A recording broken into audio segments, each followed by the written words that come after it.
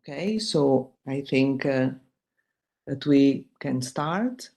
So it is a real pleasure and a great honor to present the two extraordinary speakers today. So yes, we will have two speakers, and I think that this is a clear expression on how powerful interdisciplinary work and friendship can be. This is not the first case. There has been other cases which are also rather famous of women who really broke incredible molds just by working together, because technology and friendship can really be so important. So we, in fact, we will listen today, as you can see from the title, on the art of transdisciplinary research in the information systems and technology disciplines. And we will hear a reflection from the field. So our two extraordinary speakers, they have a panoply of expertise among the two of them. So we have that Katina Michael. She's a professor at Arizona University and now spending time in Australia at the University of Wollongong. But so she is a senior global future scientist.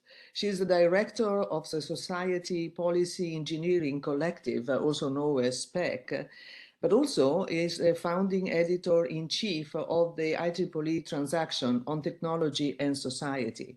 So technology and society, we know that they are, of course, two important aspects of our life. And today, more than ever, if we are looking at what is happening around the world. So she's going to have this forehand presentation together with Roba Abbas. She is a senior lecturer at the academic program director with the Faculty of Business and Law at the University of Wollongong, Australia. But she has also a PhD in location-based services regulations, and she is a co-editor of the IEEE Transaction on Technology and Society. So between the two of them, we heard already from this very short CV that I'm just presenting, because I know they will be telling about themselves. We have expertise in emerging technologies, robotics, business, informatics, law, engineering, and of course, society, and how these incredible ingredients can be powerful, difficult sometimes when they are put together. So I would not really want to take away any more time. And please, Katina and Roba, I will be very happy, of course. Please let me know when I have to move your slides on. The floor is yours, and it is a great pleasure to be here. Before giving you the famous floor, I don't want to forget a few thanks. Thank you to Bozena, my co-chair, and she is fun, and I hope she will have time in the conclusive remarks to say a few words, because I know that she will have few words to say about you. And Georedna, who has been absolutely invaluable in making these seminars possible. Ramalata and her team that are, as you know, preparing all the materials for publicity. And of course, all the audience who is following us every 2 weeks with these seminars. And I know more and a greater audience later on, as I said. And of course, thank you so much to the two speakers for being with us today. And at that point, let me just pass you the floor. Katina, Michael, and Roba Abbas. Thank you so much, Cynthia. May we begin by saying what an honor it is to be participating in this extraordinary seminar series, celebrating 25 years of women in engineering at IEEE. And may we also underscore that every single human being is extraordinary. They don't have to be an engineer, and they don't even need to have formal qualifications. They just have to be themselves. Today is a celebration of collaboration and all that it brings to us. Collaboration is an opportunity to share, to grow, and to co-develop. It's shaping, it's molding, it's crafting together, knowing that what can be achieved through multi, inter, and transdisciplinarity is much greater than what one could do alone using a single lens from a single discipline.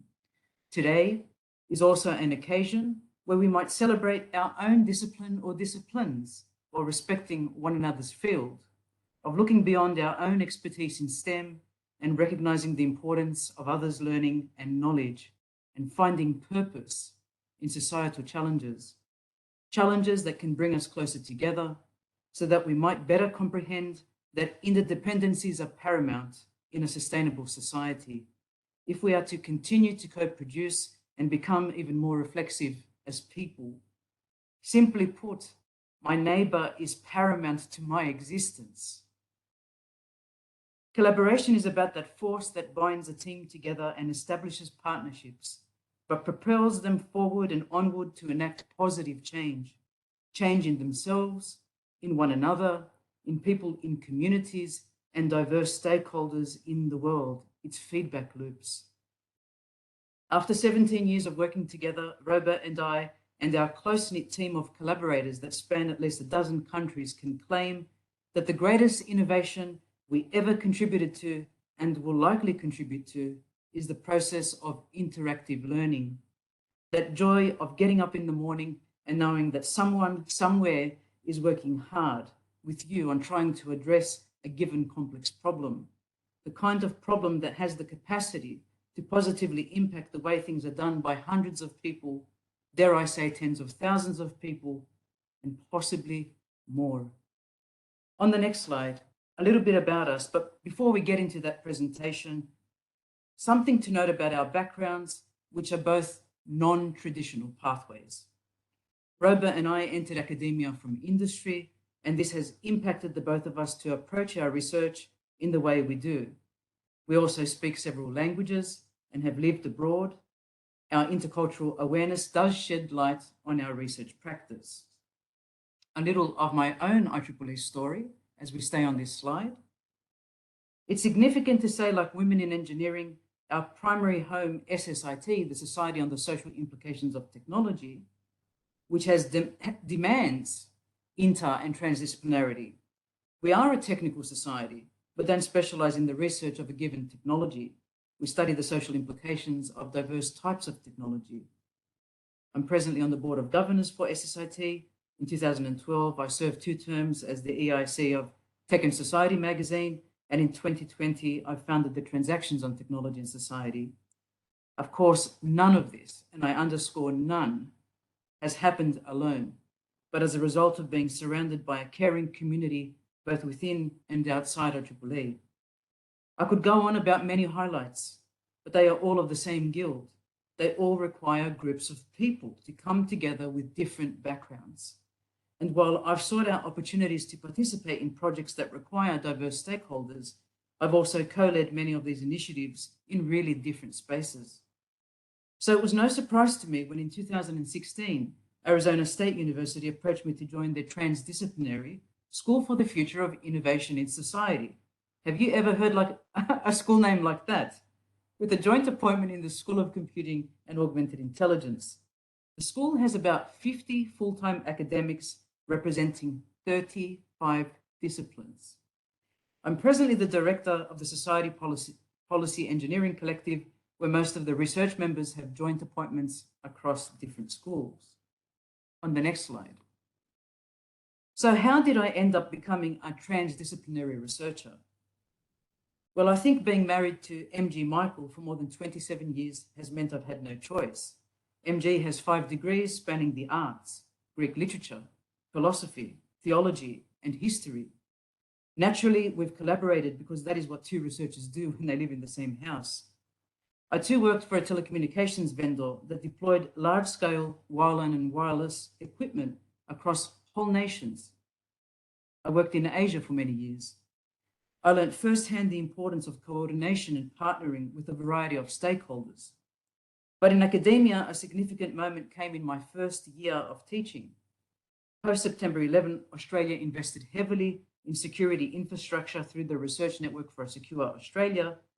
And I was at a communications event where the convener said in Canberra, and he was a civil engineer, "Does anyone have any good ideas about new contributions? We'd like to hear from you." Very young and brazen, I bravely put a proposal together and responded to the call and asked how about a workshop series with full proceedings on human factors? The proposal is attached, I said, and the convener responded heartily within minutes. What a great idea. And here's your annual budget for the lifetime of the ARC Centre of Excellence. It should be enough for flying people to the event and accommodation. And thus began a unique series, The Social Implications of National Security. This photo that you can see is of the presenters from 2007, who have backgrounds in security, management, political science, business, law, accounting, information systems, computing, theology, history, philosophy, sociology, and psychology. The workshop has now been running for 15 years, a milestone in itself, and many of those very same people who joined us are still with us today in our virtual team. We also ran the IEEE International Symposium on Technology and Society in 3 locations, in 2010 in Wollongong, at the university, in 2013 at the University of Toronto, and in 2020, Arizona State University. Again, attracting people from across disciplines, many of whom have stayed connected. I say we, because transdisciplinary research is not an island. I can point to a handful of constants in my life since 2006, when our research started to be published more widely. But on reflection, the main constant have been my collaborators outside my family. And none closer, as you'll see on the next page, than this amazing woman, Dr. Roba Abbas, who has been there from the very beginning. Someone I'm so proud to call a co-author. Working with others takes respect, humility, and listening, all things I have found in my co-investigators, especially Roba. Dr. Roba Abbas, as Cinzia said, is a senior lecturer and the academic program director in the School of Business at the University of Wollongong, and presently visiting us at Arizona State University in the School for the Future of Innovation in Society. Roba recently hosted the 3rd series of the ASU Public Interest Technology Colloquium, and we were very grateful to have her innovations. Among her many roles at IEEE, Roba is the SSIT Technical Committee Chair on Socio-Technical Systems. Roba has served as an associate editor at the Tech and Society magazine and is presently a co-editor in the Transactions. She was an integral member of the IEEE 2089 Age-Appropriate Digital Services for Children, which I chaired, and was the Program Committee Chair for ISTAS 20. She's published many special issues in IEEE, among them on socio-technical design, co-design, and public interest technology. She has worked on numerous grants, including Australian Research Council grants, of which we will be hearing much more in a moment. Now, on the next slide, we've decided to begin with something provocative.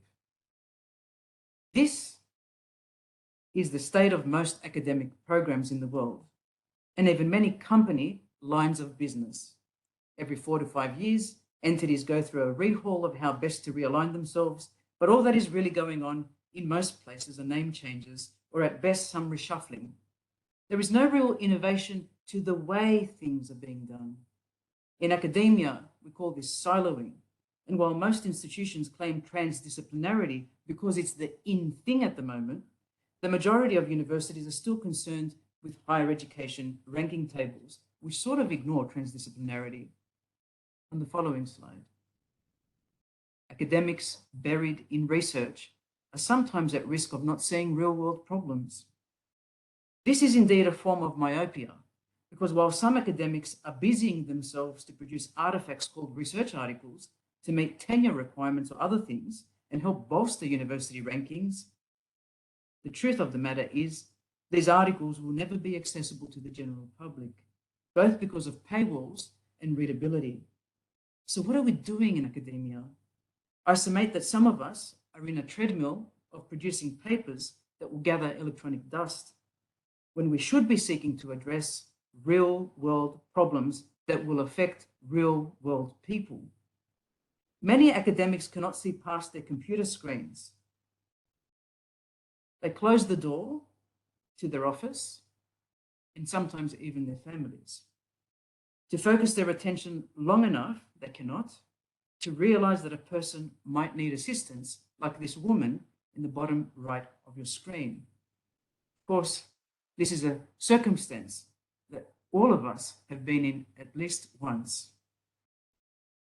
On the next slide, question is this an engineering problem that we see before us? This woman is asking us, where am I? Ladies and gentlemen, of course it's an engineering problem. This woman is disoriented and doesn't know where she is. She's anxious and needs to find her way home. On the next slide. One of the earliest references we've looked at so far on transdisciplinarity is by Eric Jantz from 1947.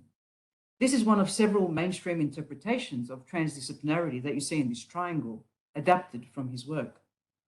Transdisciplinarity, by its very nature, is purposive.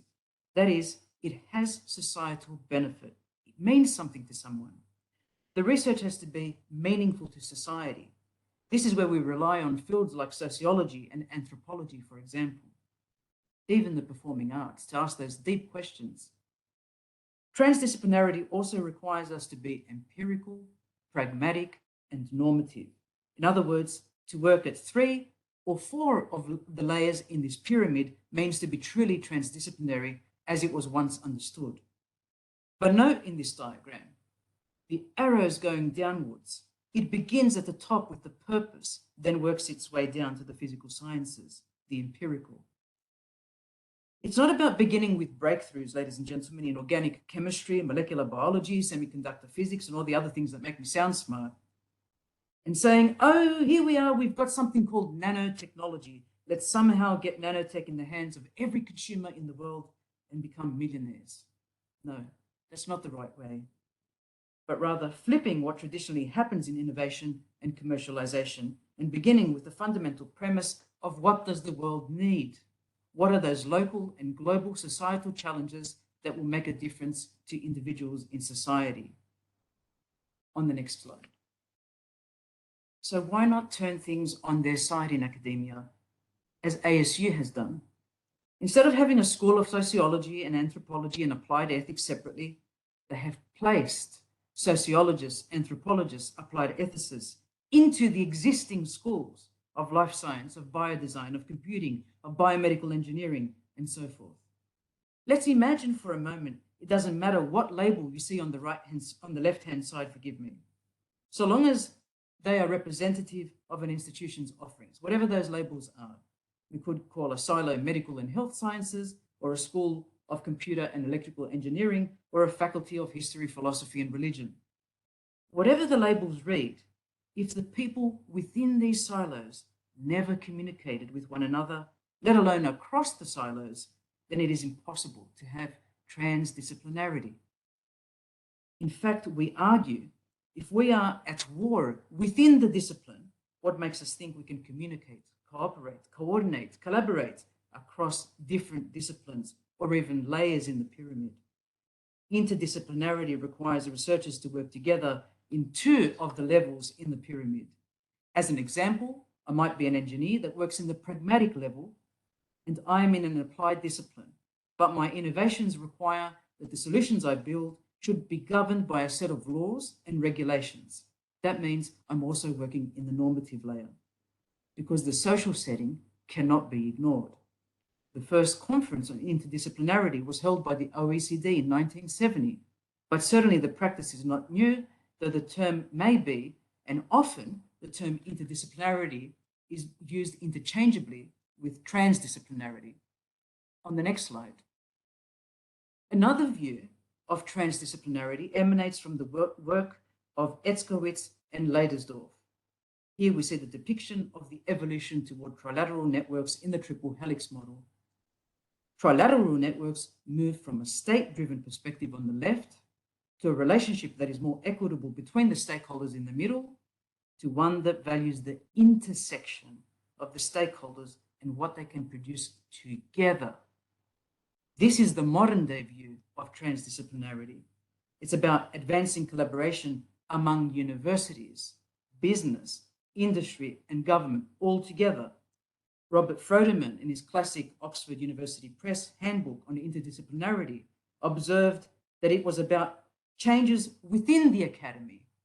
So interdisciplinarity happened within academia, whereas he said transdisciplinarity are the efforts to move beyond the university walls and toward the co-production of knowledge between academic and non-academic actors.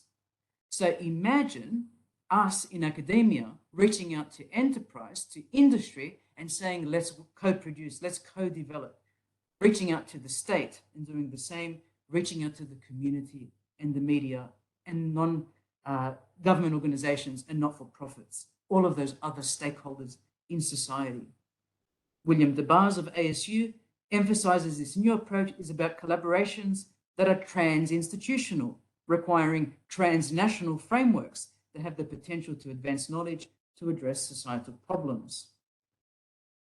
On the next slide, we see the rise of innovation ecosystems depicted here by Karagianis et al.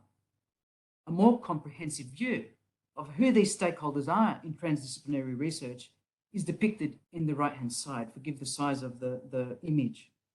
He calls this social innovation ecosystems. And here we can see the various stakeholders beyond academia requiring an understanding of transdisciplinarity toward multi-stakeholder, multi-sector partnerships, where the lived experience of the individual is just as important, for example, as the regulation that's co-developed with the government agency through professional expertise and the acknowledgement that civil society has the ability to participate in ultimately the very innovations that will affect them.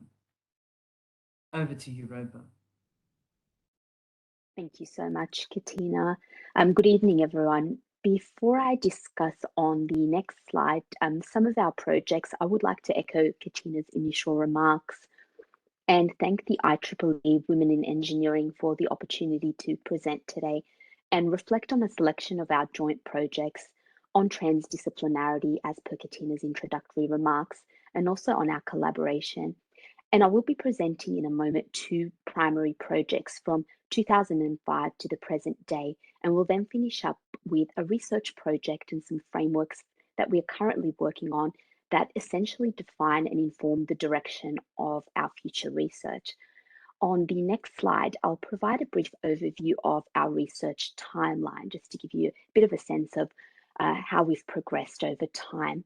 We have since roughly 2005 or 2006 been heavily invested in research that looks into the social implications of emerging technology, as Katina mentioned, specifically commencing with cybersecurity, risk and critical infrastructure protection projects in the Australian context. And this is the first project that I will discuss in a moment, that to do with critical infrastructure protection and public data availability. So during this time, I was simultaneously working in industry, but still maintained my collaborative ties with the Faculty of Informatics at the University of Wollongong, and specifically our research team.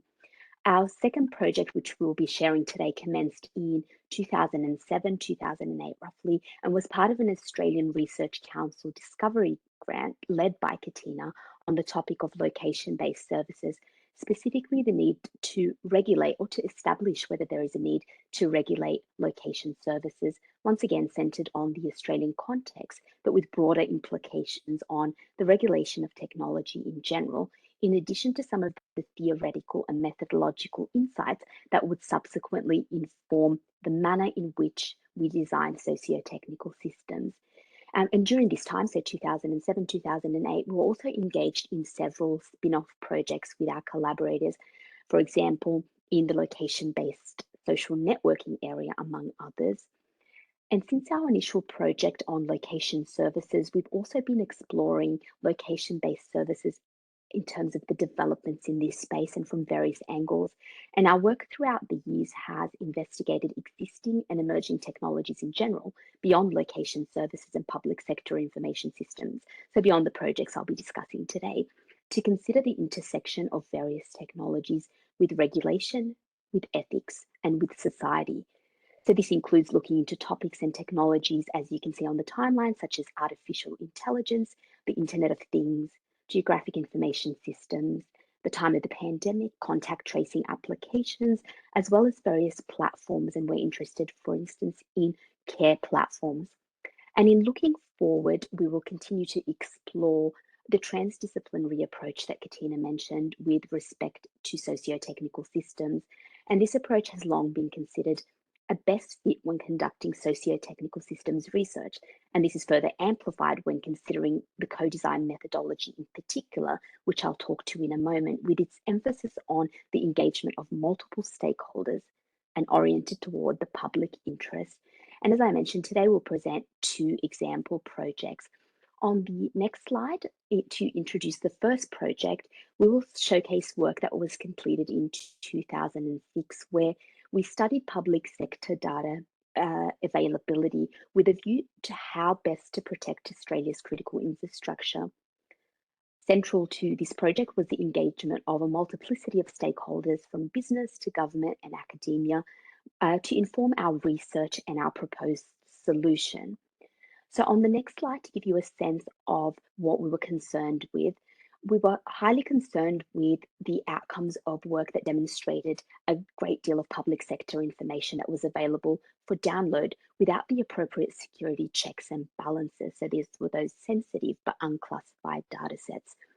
Information on some of Australia's prime infrastructures like electricity grids were easily downloadable in a variety of formats, from spreadsheets to geographic information systems, data sets, and maps, for instance. And we developed a proposed solution, which I will talk to in a moment, which was essentially that one solution, either a technical or non-technical solution, was insufficient. And rather, we needed to emphasize stakeholder inclusivity in addition to a range of other things. On the next slide, we'll talk to the focus of the project. So in this project, we were able to systematically conduct a self-administered process of checking state and federal departments individually for public sector information. And in a nutshell, what we found was sensitive but unclassified data was available at both federal and state levels. A number of agencies were initially identified as hosting this data freely on the web. And these agencies were further investigated by our research team to see how much data could be extracted that had no classification, that it could be used for potentially undesirable or malicious purposes. This was, in fact, a multi-stakeholder problem. On the one hand, we had Australia investigating, in order to make the country more secure, state-of-the-art security equipment. And on the other hand, they were offering free data to aid potentially attackers in penetrating that same critical infrastructure that they were endeavoring to protect. On the next slide, you can see some of the systematic logs that we kept of public sector information in all its forms. And here's just a representative sample of all the data sets. So some were in PDF formats and others were in a range of different formats. And our research team used different identities to gain access to the data with minimal questioning as to the dubious nature of email addresses that were obviously incorrect.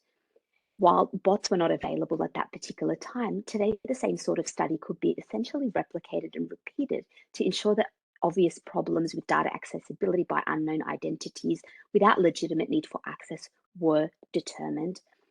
On the next slide, we can see what we termed our critical infrastructure data repository. So a critical infrastructure data repository was created that housed all data that was downloadable and available. On the one hand, the project was conducted to raise awareness about the lack of security, but a secondary finding of the study was how the public data might be helpful to bring together in light of common practices in network operation centers. So housing all the grids together, all the data, all the different PDF addendum details within a geographic information system could potentially help during states of emergencies or other disasters in terms of emergency response, for example. The categories of data contained within the repository were federal and state government data, physical data sets, commercial data, utility company data, telecommunication data, and other data sets. On the next slide is a representation of just some of the maps and browser data that were available in the Super Geographic Information System. As you'll note, the level of granularity of data was also substantial, and that formed a substantial finding. In some cases, equipment was identified right down to the node level, allowing someone potentially who might wish to penetrate critical infrastructure hub the ability to do so with relative ease. The problem with what we found had more to do with allowing the premeditated attack on government and communications that people essentially relied on. It was the interdependencies of this system that became apparent as we realized that there was a tightness in terms of the relationship between water, electricity, telecommunications, and banking and electronic commerce. Not only was the risk at the level of data access, but then there was this ripple effect that became obvious when data sets might be interlinked to cause maximum loss in availability of systems. So on the next slide, we really focused on two main thrusts as part of our project, and these formed our objectives. The first was to focus on engage the attitudes of security experts, and our second objective was to work towards a solution to address the censorship versus open access issue as it relates to critical infrastructure protection, and this was surely a complex problem. On the one hand, empowering stakeholders with information to help them do their job is great through open access of public sector information. But on the other hand, making it available due to the level of risk might have been perceived, by some stakeholders as either selfish or even minimizing productivity or even a form of censorship. So our research question here was that given all the data that is generated by government is taxpayer funded in Australia, should all of this data be made available? At this time and subsequently, Katina consulted with the Prime Minister and Cabinet with respect to open data and associated government applications. Just briefly, in terms of the results of our study, we framed it as the benefits and the concerns that were identified as part of our survey. And essentially, we surveyed 21 stakeholders on the next slide, about 50% of which were government sector stakeholders. And experts essentially expressed that they had a heavy reliance on the use of free public data, and the uses were quite varied. So some used these data sets for risk assessment or risk management activities, others for government intelligence purposes. There was also business intelligence purposes, service provisioning, and also for research. And in terms of the benefits of these data sets, there were benefits touted as relating to promoting community trust, facilitating immediate response in time-critical situations, and also in aiding in daily operations in specific occupations. The concerns, on the other hand, were the impact that could potentially be had on national security efforts and therefore on critical infrastructure protection within the Australian context. Misuse was also a considerable concern that was noted by our stakeholders. So misuse in terms of crime, service disruption, potentially vandalism, identity theft, and also fraud. And there was also issues of privacy and confidentiality. And you'll note that there are items in blue on the screen, and these were those that were directly obtained from our survey, where there is an evident range in terms of perspectives on securitization of critical infrastructure and on critical infrastructure protection and the perceived threat of public data availability. In terms of on the next slide, to supplement our benefits and concerns, our survey demonstrated that information should be available on a need-to-know basis and only for legitimate purposes. But there was this notion and idea of balance. So in doing so, a balance of some sort must be achieved. And that balance was considered by our participants or our stakeholders as involving three main components, or a combination of a grading system to show the level of sensitivity of the data if it were to be in the wrong hands. And there were also balance to be achieved, or there was a balance, to be achieved in terms of the non-technical measures and the appropriate technical solutions. On the next slide, and in talking to these 3 points, this is an example of what our grading system or our stakeholder matrix demonstrated. Represented in green are those data sets that are considered less sensitive than the ones in yellow and red, for instance. So the red types of data might have been found in the data collection, but our recommendation was that they should be removed so that risk, can be minimized with regards to a given type of critical infrastructure. And in terms of just summarizing our sensitivity-based grading system, what it denoted was that green were representative of the unclassified data sets, yellow was in reference to those that were restricted or should be restricted, and red was the classified data sets. And we're unsure as to whether these recommendations were instituted despite their importance here. But just following on the next slide, in terms of the other two types of, factors that contribute to this idea of balance, There are two types of solutions that we offered based on our consultation with stakeholders, and they can be described as those that are non-technical versus those that are technical in nature.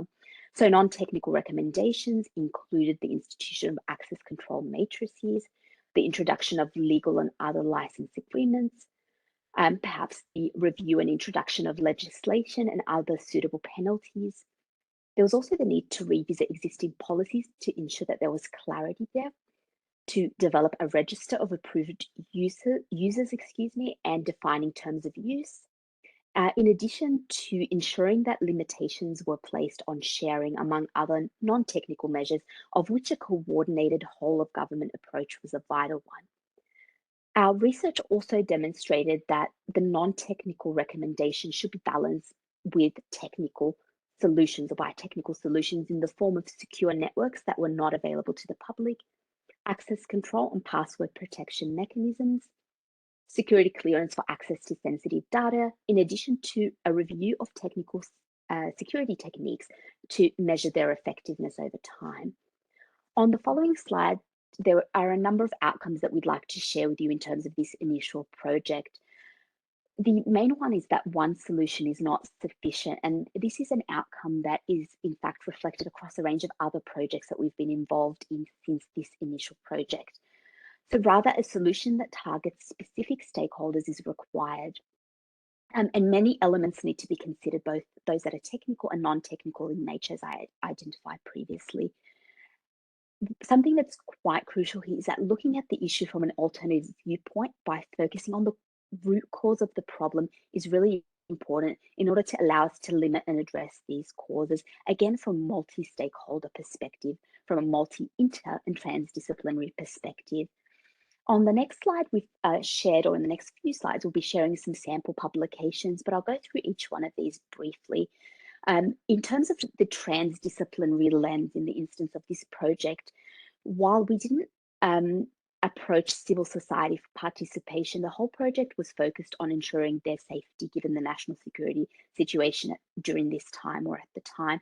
The risk of public data availability is articulated in one of our earlier works, an example of which is shown on your slide.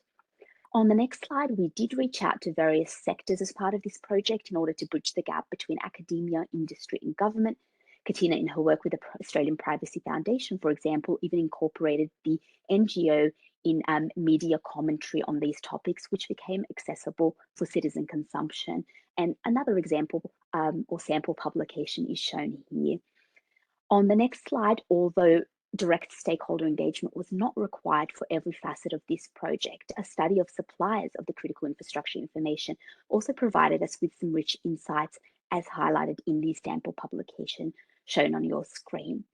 I will move on to the next slide and our second project, which is focused on location-based services regulation. And this project has spanned many years, and somehow we still find ourselves publishing from that corpus of research and using the findings and insights to inform other projects, both those in the location services space and also in other application areas. So on the next slide, in our research into location-based services, we focused our attention at the time on what we considered advanced location services, or LBS, as I'll refer to them for the remainder of this presentation. While these types of services were defined in a range of different ways in academic literature, we adopted a definition that drew on literature and other industry-based work at the time to consider LBS to denote the location or position or applications that allow for the location or position of a mobile device associated with a given entity. It could be an individual, it could be an object, together with contextual information in order to offer a value-added service to end users such as citizens, such as business and government stakeholders, for example, and this was achieved over a wireless network. So our focus was essentially on commercially available applications for consumers through to government-based applications in the context of emergency management, for example. And the challenge that we identified at the time was that location-based services were in effect being designed, they were being developed, and they were being deployed without due consideration of the associated socio-ethical and regulatory implications. So there was in fact limited academic literature and other sources or resources that address these implications. And the question for our team was, what could we do about this? Recognizing at the time that the dominant models were quite technocentric, we employed an alternate model in a multi-stakeholder consultative socio-technical design approach, which is quite a mouthful, which resulted in the development of a regulatory framework in the form of a pyramid, which I'll share in a moment, that could be extended to other contexts. It could be applied to a range of other existing and also emerging technologies. And importantly, the regulatory framework was established in consultation with both operational and non-operational stakeholders in the form of consumers and end users, industry, and also government stakeholders. On the next slide is essentially a demonstration of our journey from the theory to methodology to operationalization, and finally to the outcome or solution that I previously identified. The project was very much from its initial phases steeped in systems and open systems theory. We then applied the most suitable derivative, which was socio-technical systems theory, which underpinned our research, as did a social informatics approach, a public policy cycle relevant to Australia, and other regulatory mechanisms which allowed us to define the regulatory environment. And these were superimposed in a manner that enabled an integrated and rich approach to the problem we had at hand. This integrated view facilitated a comprehensive and complex view of the LBS ensemble, or that broader system, and that allowed us to engage in the study of location-based services, which are essentially location commerce applications from the lens of human-computer interaction. Just to give you some additional background, location commerce applications are a subset of electronic business and electronic commerce and mobile commerce applications. And this relationship that I mentioned between these application areas is quite important, as it allows us to recognize and model the embeddedness of these advanced location-based services and the different form factors. So for example, we have location services that we were studying that could be luggable, they could be wearable, they could be mobile solutions, and they could be desktop solutions. And we proceeded to adopt a participatory design approach from the perspective primarily of identifying stakeholders in the location-based services value chain and that larger innovation ecosystem. What we did was we conducted a detailed consultative socio-technical design approach using, or methodology, using a multi-phased, multi-stakeholder engagement. So if you look at the funnel that can be seen on your slide, I apologize for the size of the text, but essentially this is an illustration of the 3 phases of consultation leading to a consolidated regulatory response. And these phases involved conducting observations, conducting interviews, and also taking part in government engagements or facilitating government engagements. This study was transdisciplinary in every sense, as per Katina's definition. We engaged real people from different sectors of society, and we studied social, technical, and environmental dimensions in an integrated fashion in an attempt to reconcile potentially competing stakeholder interests and develop a collaborative frameworks that would inform design and development. So members of our team under the leadership of Katina studied 2 primary areas. The first was emergency management, which was led by my colleague, Dr. Anas Aludad, and the second was my area that was looking more broadly at commercial location-based services, among other themes of interest. On the next slide, if we are to consider in greater detail the multi-phased approach, and in the interest of time, I'll be quite brief here, that we implemented, we can see interactions with 3 main stakeholder types. And this type of engagement, as you may appreciate, required human research ethics approval in order to engage with stakeholders in each of these 3 phases of study. In the first phase, we used track sticks and in-car GPS trackers, as well as software on mobile phones, to investigate the possible implications of locational information, location chronicles, and movement data. This data was analysed spatially using geographic information systems, maps, overlaid with many layers of data. And that data was obfuscated and spatial scenarios were generated. And these spatial scenarios existed on a risk spectrum, from those that were considered low risk to those that were considered catastrophic in terms of their risk levels. And this allowed us to create a taxonomy of scenarios, which included those relevant to emergency management, child monitoring, spousal tracking, and scenarios involving strangers also. In terms of phase 2, which you can see on your screen, an industry consultation was conducted. The value chain of location-based services had already been identified and defined, and representative stakeholders from each of the stakeholder types were approached for interviewing and were consulted with based on the outcome of the first phase of the study. And in our third and final phase, official government requests for statements were distributed with an emphasis on emergency and privacy-related government entities, which really represented the two extremes of our taxonomy of scenarios. And we engaged in this final phase with entities such as Emergency Management Australia, the Department of Justice in the state of Victoria, and others. On the next two slides, we show a summary of our outcomes of the three phases, where we were interested predominantly in identifying competing perspectives about the need to regulate location services. This first slide shows the outcomes of phase 1 and 2, which represent the user and industry perspective. And I'll talk about what these outcomes mean in a moment. But on the next slide, in the interest of time, we are demonstrating the government perspective, which reinforce some of our user and industry interests, in addition to providing some unique insights that were quite specific to the government sector. We have included a selection of our published work on this slide for further reference and also for additional detail. But in terms of what this consultation enabled us to do on the next slide was to develop our proposed solution, which came in the form of a regulatory framework, which we've shown here as a pyramid. The individual level at the tip represents usability context, and as we move on or move down the pyramid, we are demonstrating the organizational perspective that takes into account service provisioning, the industry level that is concerned with technological development and technological landscape, through to the government perspective where legal protection in context is emphasized. And we'd like to note the types of regulation shown on this framework, that is the regulation of behavior through ethical and moral codes, self-regulation at the industry level. This could be internal policies and codes, certain technical guidelines, standards, and other embedded mechanisms at the industry level. And last of all, legislation, and that's both at the federal and state levels, where we have laws that regulate some component of location services, again, within the Australian context. On the next slide, we can see a sample publication illustrating the location services value chain and the transdisciplinarity aspect as per the topic of today's presentation. And this is in fact the generic value chain. In subsequent work and on the following slide, there's also an instance of a generic form of that value chain in the location-based social networking application value chain.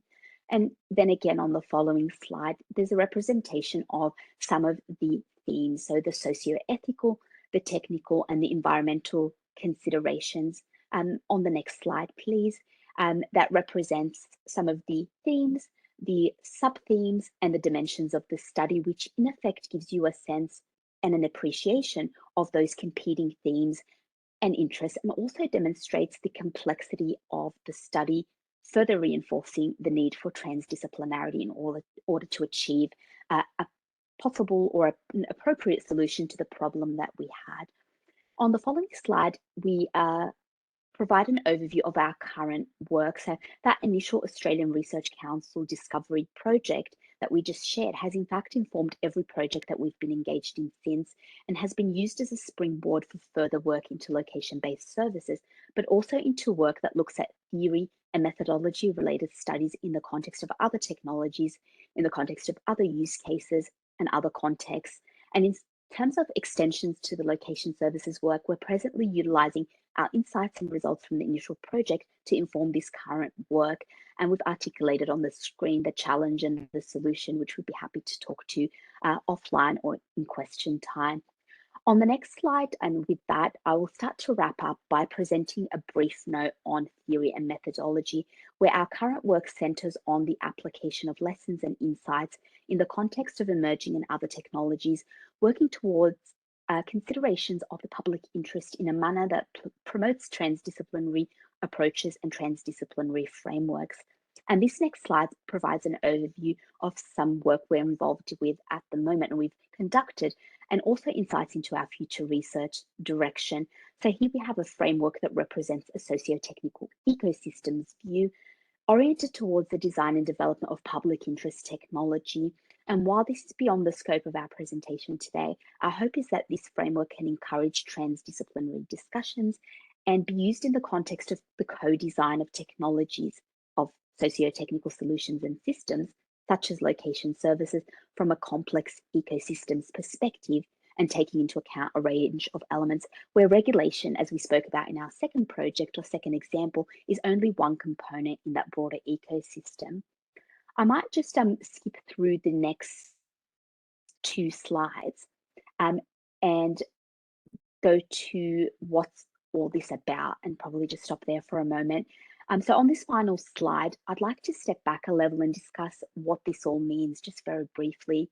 And we consider this discussion on transdisciplinarity, on socio-technical co-design, on public interest technology and more to contribute to broader discussions about socio-technical transitions and interventions in the interest of human health and well-being and sustainability. And Katina, I'm sure you have some additional thoughts on what this all means and why these discussions are significant and valuable. So I will hand back to you. And thank you so much, everyone, for your attention and for joining us today. Thank you so much, Roba. Reminiscing on the last 17 years seems phenomenal, and I could listen to you for hours. We've been so fortunate in our collaboration with our team members. Whether it's been the Australian Research Council funded Centre of Excellence, Research Network for a Secure Australia, or its successor, the Centre of Policing and Security, networks are invaluable in the progress of research and national benefit. Roba and I have avidly been supportive of these national initiatives and have more recently found ourselves collaborating both directly and indirectly abroad with New America through the Public Interest Technology University Network, the High-Bar Research Alliance in Canada, the American Association of Advancement of Science, the AAAS, the American Association of Geographers, the AAG, the UK National Cybersecurity Centre, the Alan Turing Institute, and even the Yale Interdisciplinary Centre for Bioethics. Closer to home, of course, is the PLUS Alliance through Arizona State University, together with the University of New South Wales and King's College London, and the National Science Foundation funded Research Centre on citizen-centered smart cities and smart living, and the newly announced Design and Manufacturing of Medical Devices and Implants, Cultivating a Human-Centered Mindset, where interdisciplinary teams have formed for maximum impact. That's what the NSF was looking for. Legal, societal, ethical, and political dimensions are now integral to very technical initiatives. What we must ensure is that we do not allow for transdisciplinarity washing, but in earnest come together to offer the greatest collaboration we can. We cannot have everyday citizens separated from the research agenda. They are not devoid of an opinion, and they are not to be ignored just because they may lack the technical expertise. But we do need to create new tools of inquiry that work at the local community level to operationalize our academic theories, put them into practice, and gather the evidence to prove that they work. Without civil society, without the enterprise, without government agencies, purposive research is likely absent or lacking. HIBAR, for example, stands for Highly Integrative Basic and Responsive Research. Research in this space is not linear, it's recursive. It is place-based and time-sensitive, and projects are intensive. They require leadership and project management. Virtual teams can form task forces that come together for a short span, maybe 6 weeks or even 3 months. And then they evaluate their impact, they come back together if required, they're strategic and tactical for different phases of a project as it develops through a lifetime. The question still remains, why are so many institutions not engaged in high-bar research? Why don't they care about societal problems and challenges? The goal of high-bar, for example, is to go from 1 in 20 projects at universities that have to do with societal challenges to 1 in 5 within the next decade. We should be aware of their mission and we should support each other. Contributing to NGOs and collaborating with those who volunteer has also been a big part of our portfolio. Only when you are able to hear the concerns of civil society directly, you see it in an email, come by your desk, someone picks up the phone and directly calls you, you can better understand and appreciate what might be necessary. We are hopeful for a time that these larger interdisciplinary networks can provide the blueprint for cross-institutional collaborations at an international scale that are incentivized, not penalized, for coming together. On the next slide, we cannot forget a beloved SSIT, also the IEEE Standards Association.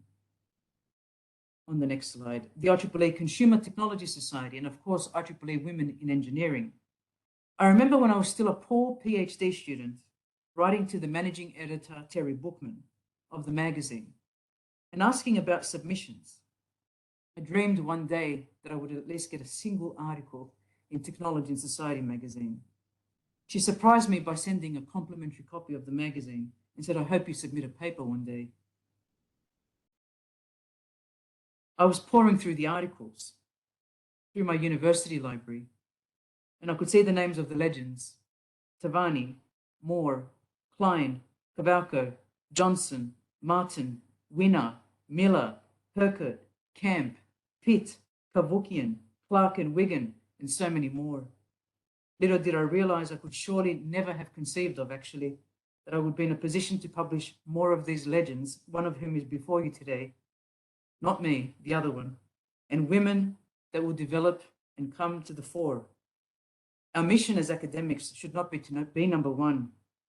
That's not purposive, but it's to be builders and to listen to each other, to accept correction, to receive critical feedback, to know that we are simply scratching the surface of our research endeavor in our own discipline, and that we need each other. We desperately need each other if we are going to make even a small dent in addressing complex research problems. These complex problems have zero to do with selling more and everything to do with well-being, health, and sustainability. There is so much wrong at this time in the world. We can only address these big things if we cooperate, and we can see that many powers in the world are not cooperating today. The biggest secret of them all, ladies and gentlemen, is that even more technology is not the answer. We must begin to see technology as a process, not a shiny gadget. I strongly believe our team has come to a realization that if we begin with the right objective and spend enough time in the early stages of the socio-technical design process, we can get somewhere. Much of that brain power has come from Dr. Roba Abbas and Professor Jeremy Pitt in our little but growing IEEE SSIT community. On the next slide, if you are listening and you have something to say it and write it and share it with us. I declare SSIT outlets here and conferences, they are transdisciplinary. You won't be turned away just because you're from industry or government, or from the School of Journalism, or from the School of Public Policy, or a sociologist. We want you. This is why information systems and technology bring diverse audiences together. By their very nature, they are transdisciplinary. They are applications that have far-reaching effects. They are at the heart of making transdisciplinary happen through their platforms. Come to our annual symposium events. Come to the biennial IEEE conference on Norbert Wiener in the 21st century. Come to our ethics conference, our publications like the Transactions. Submit your work, even write a blog post for us on future-proof, or even contribute to our newsletter. On the next slide, if you'd like to contact us on any part of our presentation or have a conversation, please reach out. We'd be happy to hear from you. And finally, we'd like to thank our very supportive institutions, Arizona State University and the University of Wollongong, for fostering our research into local and global challenges. On the last slide there, it was on the UAW campus in Wollongong, Australia, before I began my PhD in 1996, that I began a full-time job on the Innovation Park there on the campus on the East End. It was an incredible experience and allowed me, when I finally made the switch into academia, to bring experts back from industry into academia to speak to my future students and create the next generation of translationists while posing assessments that were real-world focused and using real-world equipment live in real time. Roba and I would like to thank you for coming to our presentation, to every member of the audience and those who are listening to the post-recording. Special thanks also to IEEE Women in Engineering, Ramalatha, Bezina, Cinzia, Katina, and the rest of the team. You are absolutely so inspirational for hosting this series. Thank you so much, everyone. Thank you.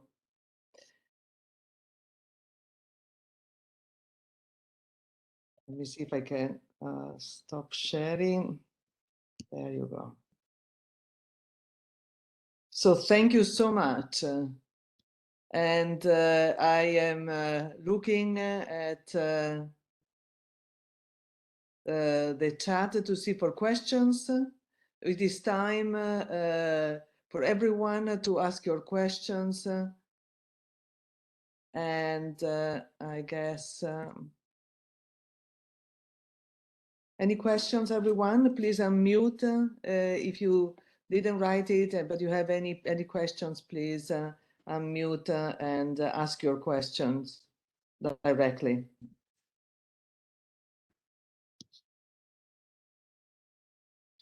So there was so much information. I'm still processing what you just said. So I can maybe start. I have a couple of questions. And probably the first is related to the tension that I may see in the work that you have done within Australia and with location-based, with the location-based approach and the international dimension. Because a lot of the work that you have done, it needs really to be a part of the global dimension. And in particular, when we are talking about data protection, don't you think that it's really be necessary? And you quoted, of course, a lot of other collaborations and other research which is happening in various countries. But don't you think that there should really be a governmental approach for this global dimension? So Australia, of course, is a very interesting starting point, as well as all the others. But then we should really be all talking to one another to try and apply that more generically speaking, because it will really make sense if we're talking about data protection, that this is really say a regulated or a legalized international. What do you think about that?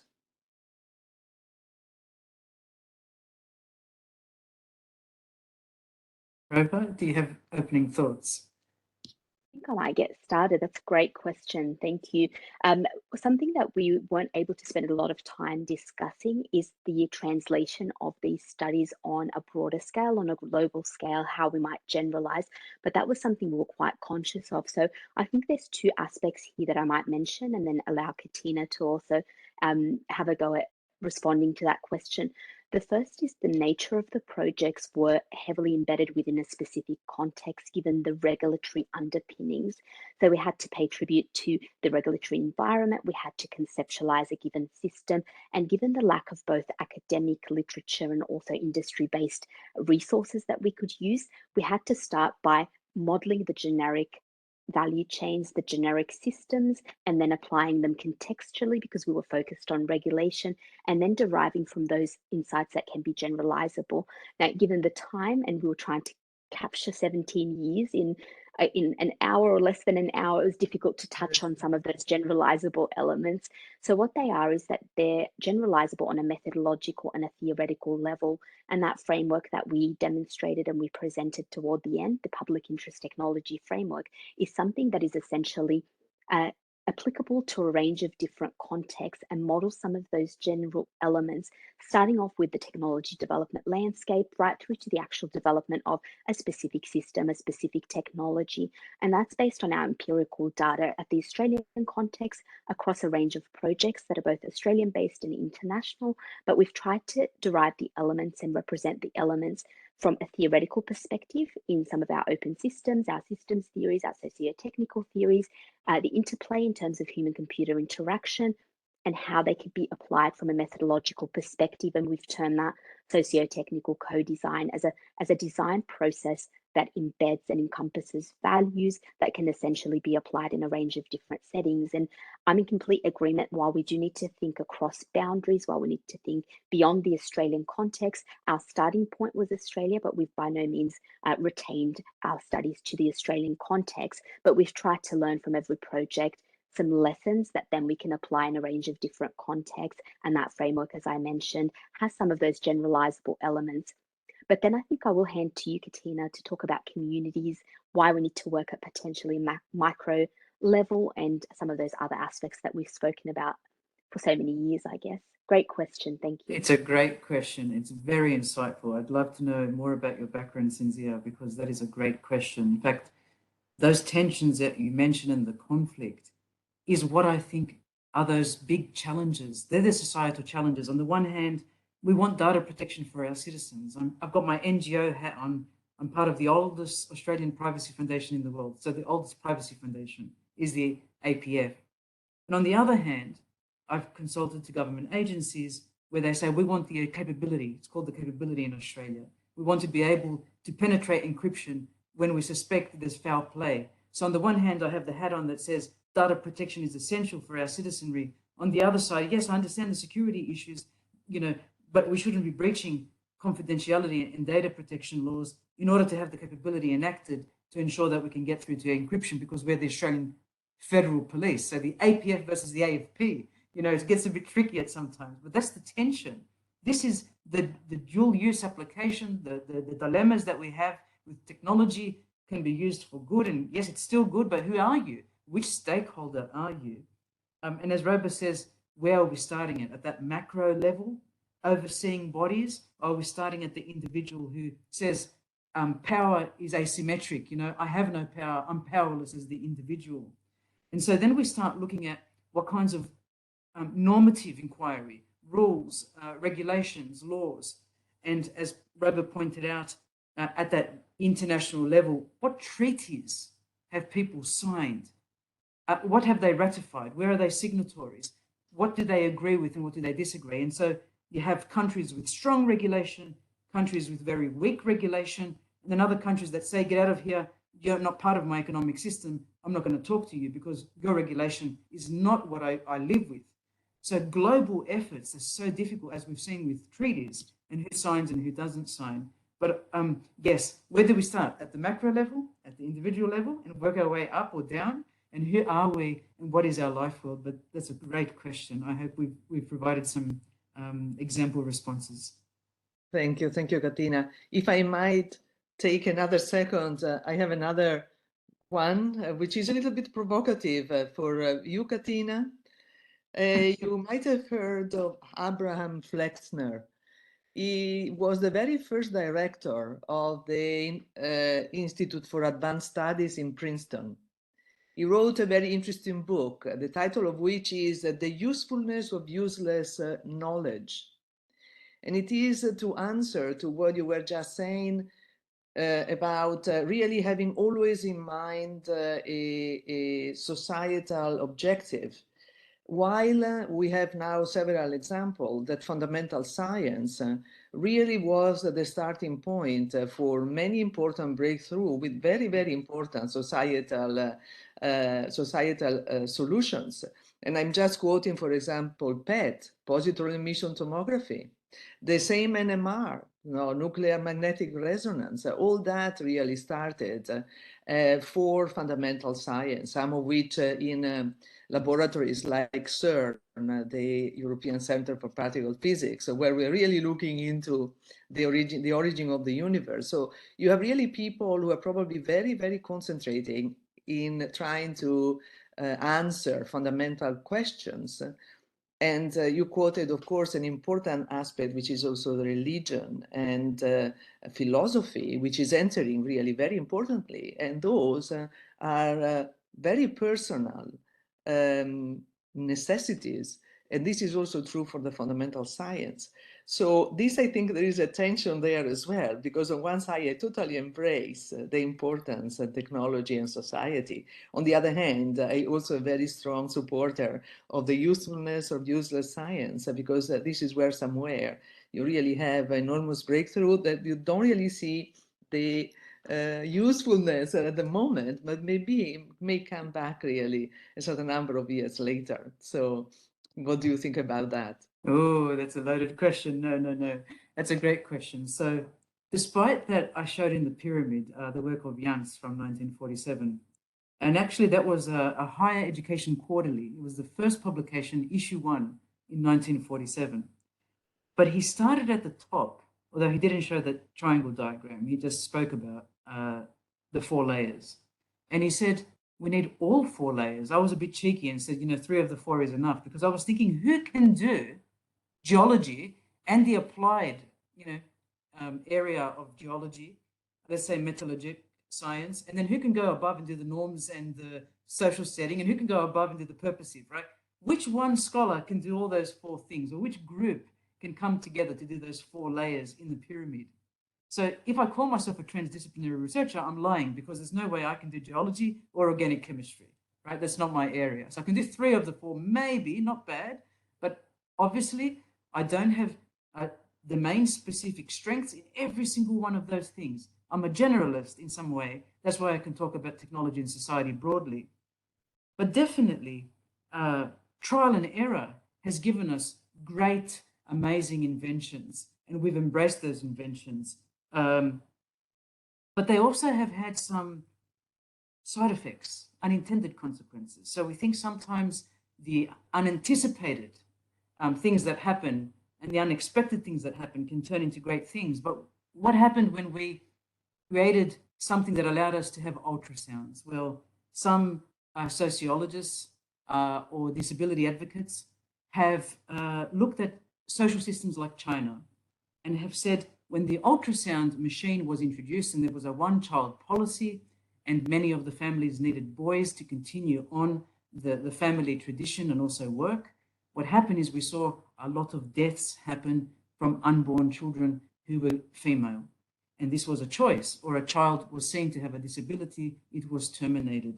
And I'm not saying this is not the right of the parent to do as they wish, nor do I wish to enter into debates over the current situation in the US, but it just showed us the number of abortions and aborted fetuses at the time grew dramatically because of the introduction of the ultrasound machine and caused massive imbalance in the Chinese female to male population. In fact, in some villages, women were abducted to marry boys in other villages because there were not enough women around in those places. Whole documentaries we've seen in this area.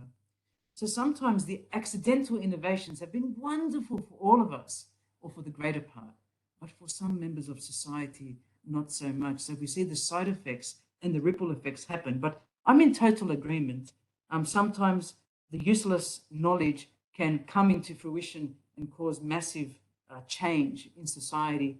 And so accidents sometimes have been fantastic for science and for applied sciences. But I also think about purposive a bit more, and also scenarios. Roba champions a great deal of work on scenarios in this particular project on location-based services. And we could become more innovative by using the performing arts to do scenarios. Let's act it out, not just a systems walkthrough as we do, for example, in HCI and software engineering. But imagine we got real creative writers to write the scripts for people to perform and for us to go and gather in town halls and say, if we institute this technology, right, instead of rushing time to market, be there first, just let's look at it. What does it look like? And we could be wrong, of course, but it's a start to understanding what would we like our society to be. And sometimes I think of wars, and I think of famines, and I think of researchers in the 70s and 80s who said no one should be hungry. Why haven't we been able to solve these problems?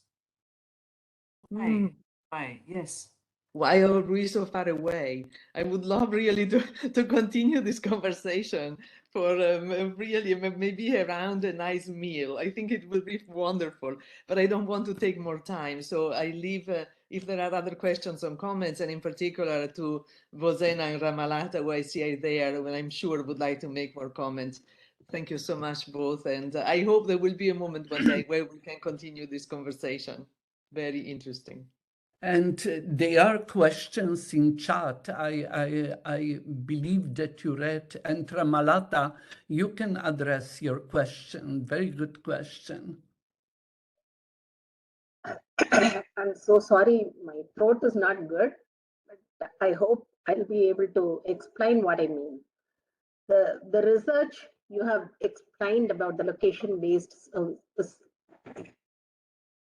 something that will be very useful for women and children, and especially the the special needs people where assistive technology will be of use. But how much of this can be directly scaled to other countries? What kind of consensus you will need if you want to expand it to, suppose you want to do it for another country?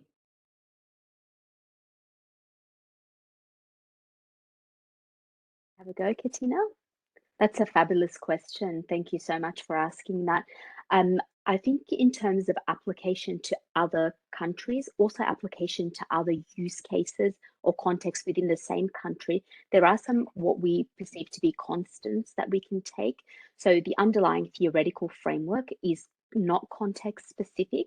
The elements, the dimensions of that framework are not context specific. So we start at the dimension level where we look at some of the social dimensions, some of the social constructs that could be carried across, that could be translated to another context, the technical aspects and how we model those in addition to the environmental and then the interactions between them. So starting off with that as a basis, you can then apply it in other contexts. And you mentioned for special needs, for other areas such as this and application areas, we are exploring in other contexts that are not, some of them are specific to the Australian context, others are also scalable. And one example is the co-design of a care platform for individuals who are living with dementia, for example.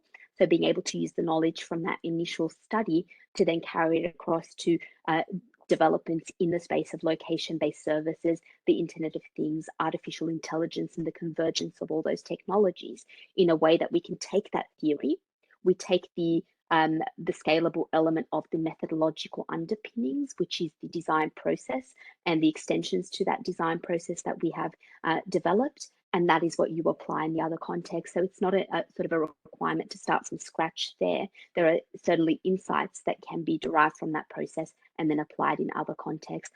I'm not sure if that's answered your question from the perspective that you were asking it or not, but Sure. In simple words, I understood that I have to start from scratch if I want to do it or scale it for another country. So, yeah, not necessarily from scratch. So you can take some of the insights that are theoretical. You could take the design process, the requirements around stakeholder engagement, but every community has its own requirements. And that's something we're trying to drive here, that it could be a community driven. I understood. Yes. But yet it does need application so that it is specific to those communities, to those individuals who require it. Yes. Katina, anything you'd like to add there?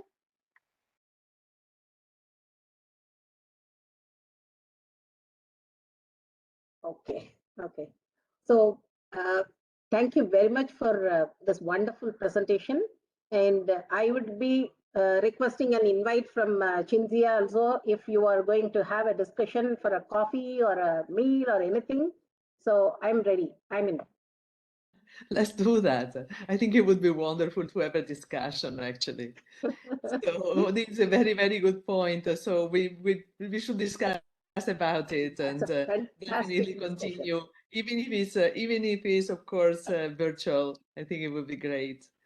But also associated with, we could discuss, I would have so many questions because you talk about responsible research. So I would be debating what about that research that maybe does not have immediate application and to society and to how you think that is not. But this is long discussion. But shorter question is, did you develop courses for students?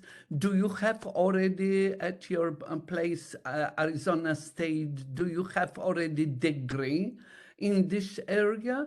So this is incredibly interesting to me. Thank you.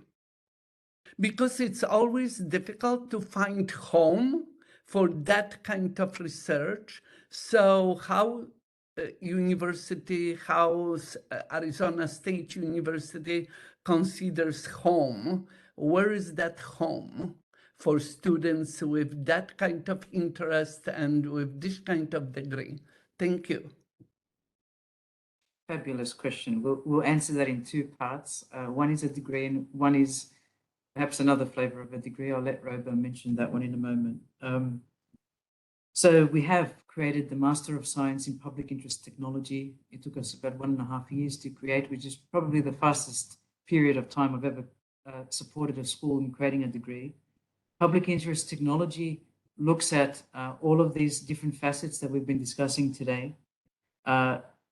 It's housed within the School for the Future of Innovation in Society. The sister school is a School of Sustainability and the School of Complex Adaptive Systems. And now we've added the School of Oceanography.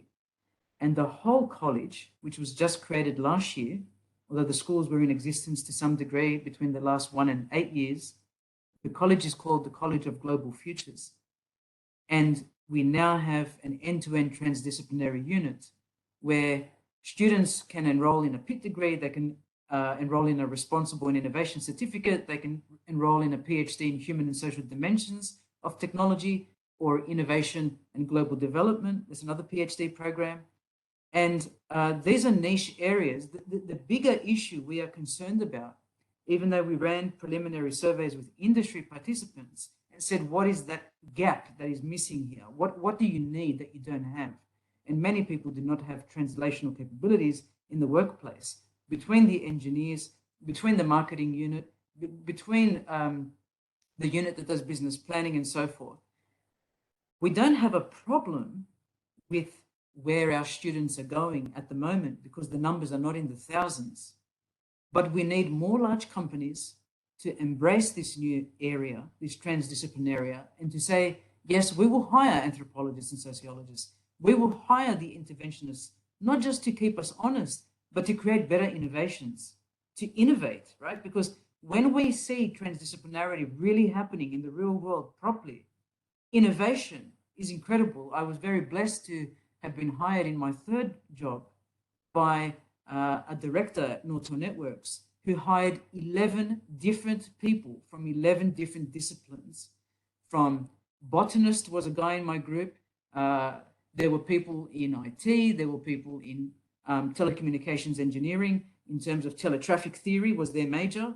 A geologist, a science guru. So we had very different mathematician who won a medal. We had very, very different people in the team. And this kept pushing us because if we thought we had the answer, we would just go, hey, what do you think? And the person next to us would go, yeah, but have you thought about this? So I think we need to replicate what is happening in the industry and beyond the industry and go, yes, we need to have more degrees like this. But Roba, what about yourself at UOW? Katina, and yeah, that is a very great question. At UOW, we don't have a degree as such that focuses on transdisciplinarity yet. We do have a subject that will be starting at the end of this month, which we've titled Human-Centered Systems Design, which will deal with a lot of the aspects that we spoke about today. What we're also trying to do is to encourage multi-campus, multi-discipline, multi-faculty engagement through starting point with guest lectures. For instance, we regularly, Katina and I, guest lecture at UOW in engineering subjects where we're concerned with ethics in engineering design and management, ethics in the engineering and innovation process, in addition to ways that we can research that interplay between the engineering domains and the social domains through embedding humanistic values into STEM, for example, and that's across both research and teaching domains. So ensuring that there's that loop between the research and the teaching. And more recently, Katina and I have been involved with the New America Foundation in developing a public interest technology module. Katina, you might wish to speak more about that, where we have spoken about a global perspective on public interest technology, talking to some of those aspects around scalability to some degree, but mainly focusing on how we've tried to engage in outreach through our public interest technology colloquium, where we're currently in our 4th season. So we're planning for our 4th season, and we can provide details of that shortly. And we started off with that by looking at what public interest technology means from a range of different perspectives. We then moved on in our 2nd series by considering some of the multidisciplinary aspects associated with that. And in the 3rd series, we went to global perspectives on public interest technology. And our fourth series, which will launch shortly, is looking at transdisciplinary perspectives. So we'd love to share more information about that. And that's to encourage, again, that loop between industry, government, academia, but also within academia, looking at that research teaching nexus in this particular space. Thank you. Excellent. Is very inspiring, and I think exactly Ramalata is right. It's really, it generates a lot of good question, and this is, for me personally, I'm a mathematician by education, and this is a great example of innovation. So anyway, congratulations, and I would continue, and I'm sure I will reach out with some other questions. Thank you. Thank you, Bozena. Thank you, Ramalata. So I'm just, yeah, my mind is really spinning now, because there is really so much there. There is this diversity, technological diversity, or academic diversity that you are, of course, using, and I can see the benefit of that, and it is obviously in action, and it is really very, very powerful. So congratulations, first of all, for that, and I am sure that there will be so much more coming out, and I would really be looking forward to that. And you have been, of course, giving so many ideas, and I'm sure that all the people who will be listening to your thoughts will be inspired, and there will be more also starting around the world because of that and because of your work. So thank you so much. And well, we've been really breaking in 1.5 hours. I think it was really the first time here. So thank you. Thank you, everyone, for being here. Thank you, Ramalata. Thank you, Bozena. And for you too. Well, thank you very much. Keep taking the field, as they will say, because it is really magnificent. So thank you so much for your time and for your insight. Can I just say thank you for being wonderful role models to us and giving us this platform. But we admire you from close and from afar. I've had the joy of meeting Ramalata in 2015, and you don't forget those meetings, but she's always there. And we thank you for your leadership and inspiration within IEEE Women in Engineering. Please continue to do what you're doing, because you are lifting so many people around you. Thank you. Thank you. We all agree with that, of course, and support it. Okay, so bye-bye, everyone, and good night. Thank you. Down under. Bye. I like very much the last question. I like very much technology as a process. Thank you. Yeah. Thank you. Bye-bye. Bye.